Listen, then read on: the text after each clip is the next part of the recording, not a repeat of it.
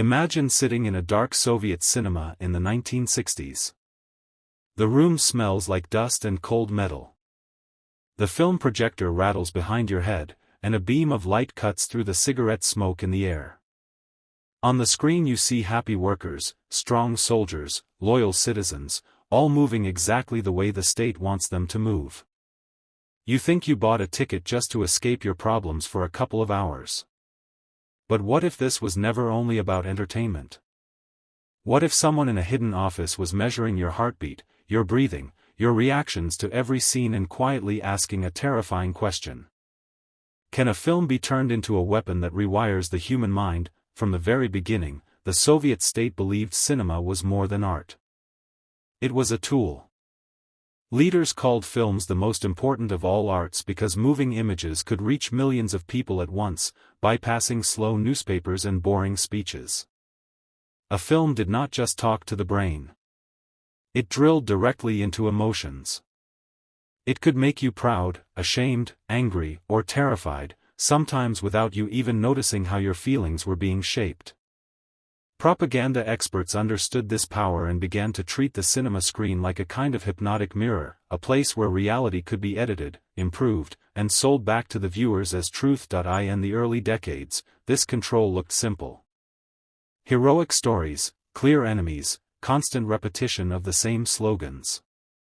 But behind the loud posters and patriotic songs, quieter experiments were beginning. Psychologists, doctors, and researchers started to study what exactly happened to a human mind in a dark movie theater. They measured how people reacted when the lights dimmed, when music swelled, when faces on the screen suddenly changed expression.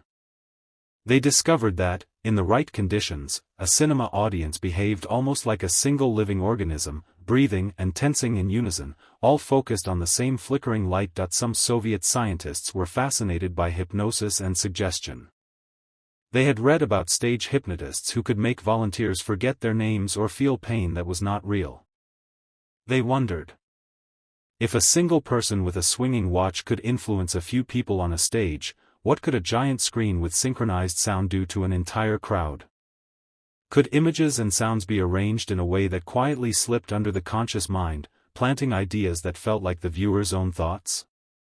Somewhere at the border between science and pseudoscience, this curiosity began to grow into something darker. Experiments were reportedly carried out in small, controlled screenings. Volunteers were brought into special rooms that looked like private cinemas. Electrodes or simple sensors were attached to their skin to track pulse and sweat. The same short film would be played again and again, but with small changes.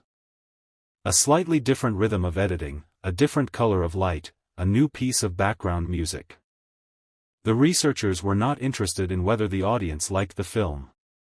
They wanted to know which version made people more calm, more suggestible, more willing to agree with a voice giving instructions from the screen. In some tests, calm, reassuring narrators spoke over slowly moving images. The voice suggested that the viewer relax, trust the information, accept the guidance of the state. In others, bright flashes, loud sounds, and disturbing cuts were introduced to disorient the viewer before the message arrived. The theory was simple. Break down the mental defenses, then slip in your command. People leaving these sessions might not remember the exact words they heard, but they often reported strange feelings, sudden loyalty, sudden fear, or even sudden disgust toward a group or an idea. At the same time, other Soviet projects explored psychoenergetics and parapsychology, the supposed ability of the mind to influence reality at a distance. Officially, these programs were often justified as a response to rumors that foreign powers were working on similar techniques. If the enemy was trying to develop psychic weapons, then the USSR had to study them too, at least to defend itself. Taken together with the cinema experiments, this created a disturbing picture. A state searching for ways to reach not just the body of the citizen, but the deepest layers of their perception and belief. Legends began to form around one particular idea. That somewhere in the Soviet Union, there was a project dedicated to creating the perfect hypnotic film. According to these stories, this film would look harmless on the surface, perhaps a drama about family or work, but it would be constructed frame by frame to guide the viewer's emotions along a carefully calculated path. Certain symbols would repeat in the background, certain musical tones would rise at exact moments, certain camera movements would trigger feelings of safety or anxiety. The viewer would think they were watching a simple story. In reality, the story was watching them, testing where their resistance was weakest. Of course, no one today can point to a single confirmed mind control film from the Soviet archives and say, this is it. Many documents have been lost, destroyed, or remain classified. But traces appear in unexpected places. Technical papers about how long the human eye can stare at a bright screen before losing its sense of time, reports on how synchronized sound effects group behavior, notes on experiments where viewers were shown films while doctors measured their brain waves. Each fragment on its own might seem innocent. Together, they suggest a strong, constant desire to turn media into a tool for shaping inner reality. Imagine being one of the researchers working on such a project. Day after day, you sit in a dark control room, watching silhouettes of viewers on a monitor as they stare at the same film sequence. Tiny lines on a graph tell you when their hearts beat faster, when their breathing slows, when their muscles relax. You learn that a slow zoom toward a character's eyes makes people feel like they are being pulled into the story. A sudden cut to a symbol, the red star, a uniform, a marching crowd, can anchor that emotional moment to political meaning. You realize that storytelling is no longer just art. It is engineering. Now imagine being on the other side of the screen. You buy a ticket after a long shift at the factory. You sit in the familiar dark, the projector starts, and you feel your body slowly relax. The story is engaging. You laugh when the audience laughs, you feel a lump in your throat when the main character sacrifices himself for the collective. When the film ends, you stand up with everyone else and walk back into the cold night, thinking you have simply been entertained. You do not know that someone, somewhere, will soon add your reaction to a secret report, adjusting the formula of the next production. Even after the Soviet Union collapsed, the ghost of these experiments did not completely fade. Many of the techniques developed for propaganda and psychological influence simply changed clothes and moved into advertising, political consulting, and modern media. Editors still test which images capture attention. Producers still analyze which story structures keep people watching the longest.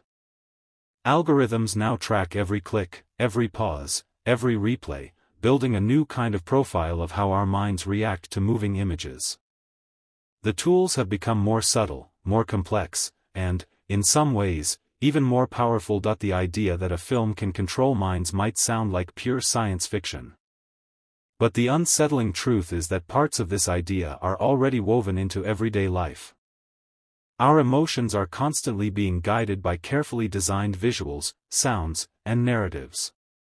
When you consider that earlier generations of scientists and officials were already obsessed with these questions, already measuring and experimenting in the shadows of Soviet laboratories and cinemas, the boundary between horror story and historical reality starts to blur. In the end, the most frightening part of the Soviet mind control cinema legend is not the thought of a single cursed reel hidden in a basement. It is the realization that our minds are never completely alone in the dark. Whenever the lights go down and the screen lights up, someone has chosen what we will see, in what order, with what music, and with what unspoken message hidden beneath the surface. The old Soviet experiments may be gone, but the dream of total influence over the audience has not disappeared. It has simply evolved, becoming quieter, smarter, and harder to notice, until you start to ask yourself a simple, uncomfortable question. How many of your beliefs are truly your own, and how many were written for you by somebody else, frame by frame?